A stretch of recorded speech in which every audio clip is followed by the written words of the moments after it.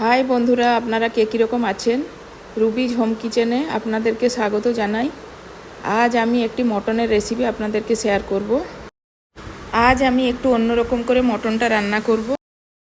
তার জন্য এখানে আমি একটা কড়াতে প্রথমে সরষের তেল গরম করতে বসিয়েছি।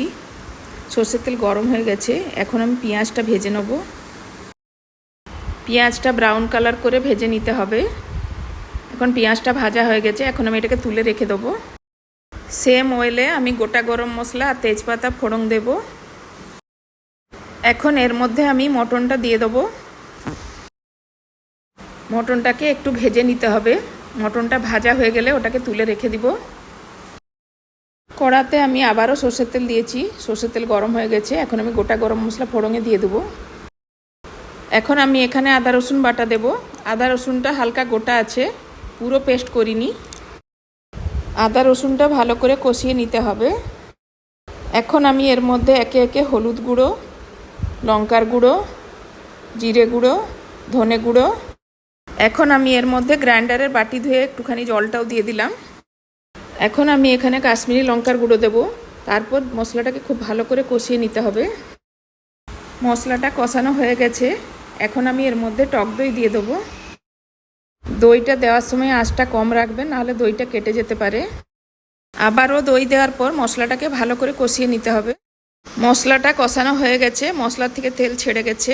এখন আমি ভাজা মটনটা এর মধ্যে দিয়ে দেব। এখন আমি এর মধ্যে স্বাদ মতো নুন, এখন মাংসর সাথে ভালো করে মশলাটাকে কষিয়ে নিতে হবে। মাংসটা কিছুক্ষণের জন্য ঢেকে রান্না করব। এখন আমি এটাকে ঢেকে দেবো। কিছুক্ষণ পর ঢাকাটা খুলে পেঁয়াজ ভাজাটা যে তুলে রেখেছিলাম ওটা দিয়ে দিব। মাংসটাকে ভালো করে কষিয়ে নিতে হবে। মাংস কষানো হয়ে গেছে, এখন আমরা এর মধ্যে জল দিয়ে দেব।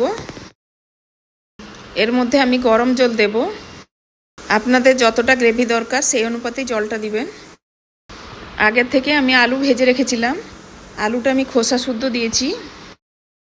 দুটো গোটা রসুন আমি এর মধ্যে দিয়ে দিলাম। এখন আমি এটাকে আবারও ঢেকে কিছুক্ষণের জন্য রান্না করে নেব। এখন আমি এর মধ্যে শুকনো খোলায় ভেজে রাখা গরম মশলা গুঁড়ো অ্যাড করব। মশলাতে আছে এলাচ, লবঙ্গ, ডালচিনি, জায়ফল আর জয়িত্রী। মাংসটা আমাদের হয়ে গেছে, এখন আমি গ্যাস বন্ধ করে দিলাম।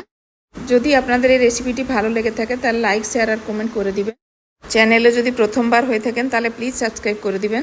এভাবে মাংসটা রান্না করে দেখতে পারেন, খেতে খুব ভালো লাগবে। ভিডিওটি দেখার জন্য ধন্যবাদ।